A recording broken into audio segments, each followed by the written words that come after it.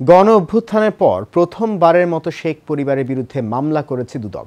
আসামি সাবেক মেয়র ফজলে নূর তাপস ও তার স্ত্রীর বিরুদ্ধে 570 কোটি টাকার অস্বাভাবিক লেনদেন, 9 লাখ মার্কিন ডলার পাচার এবং প্রায় 80 কোটি টাকার অবৈধ সম্পদের প্রমাণ পেয়েছে সংস্থাটি। এদিকে প্রশ্ন ফাঁসে জড়িত পিএসসির গাড়ি চালক সৈয়দ আবেদ আলী সহ তার পরিবারের বিরুদ্ধে 3টি মামলা করেছে সংস্থাটি। দুদক বলছে তাপস সহ পলাতকদের ফিরিয়ে আনতে আইনি পদক্ষেপ নেবে তারা। ওয়ালিদ সিদ্দিকীর রিপোর্টে দেখুন বিস্তারিত। বেসিক ব্যাংকের মামলায় দুদকের নিষ্ক্রিয়তার অভিযোগ তুলে তৎকালীন চেয়ারম্যানের পদত্যাগের দাবি জানিয়েছিলেন ঢাকা সিটি কর্পোরেশনের সাবেক মেয়র ব্যারিস্টার ফজলে নূর তাপস। সময়ের পথ পরিক্রমায় সেই দুদকের মামলায় ফাঁসলেন শেখ পরিবারের এই সদস্য। প্রভাবশালী এই নেতা ও তার স্ত্রীর বিরুদ্ধে দুদকের অনুসন্ধানে উঠে এসেছে প্রায় 9 লাখ মার্কিন ডলার পাচারের তথ্য।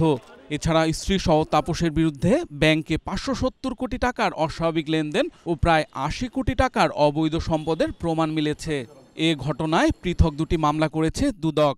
অভিযোগ সংশ্লিষ্ট শেখ ফজলে নূর তাপস 5,17,527 মার্কিন ডলার অস্বাভাবিক লেনদেনের মাধ্যমে অপরাধলব্ধ অবৈধ অর্থ গোপন ও আড়াল করার উদ্দেশ্যে গত সারে হস্তান্তর ও স্থানান্তর করে দুর্নীতি দমন কমিশন আইন 2004-এর 27-1 ধারা, মানি লন্ডারিং প্রতিরোধ আইন 2012-এর 4-এর 2 ধারা এবং দুর্নীতি প্রতিরোধ আইন 1947-এর 5-এর 2 ধারায় শাস্তিযোগ্য অপরাধ করায় তার বিরুদ্ধে একটি মামলা রুজু করা হয়েছে।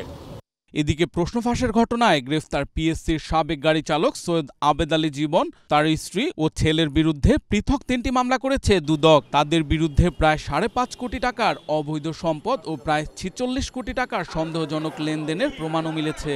সৈয়দ আবেদ আলী জীবন, গাড়ি চালক, বাংলাদেশ সরকারি কর্ম কমিশন, ঢাকার বিরুদ্ধে সরকারি কর্মচারী হিসাবে অপরাধমূলক অসৎ আচরণ এবং ক্ষমতার অপব্যবহারের মাধ্যমে গাতোয়ায়ের উৎসের সাথে অসঙ্গতিপূর্ণ দুর্নীতি ও ঘুষ সংগঠনের মাধ্যমে প্রাপ্ত অর্থ বা সম্পত্তির অবৈধ উৎস গোপন বা আড়াল করার উদ্দেশ্যে স্থানান্তর, রূপান্তর এবং হস্তান্তর করার অপরাধে একটি মামলা রুজু করা হয়েছে। অভিযুক্তদের বিরুদ্ধে তদন্তে আরও সম্পদের তথ্য মিললে চার্জশিটে অন্তর্ভুক্ত করা হবে বলেও জানান সংস্থাটির মহাপরিচালক। Walid Siddiqui, Asian television, Dhaka.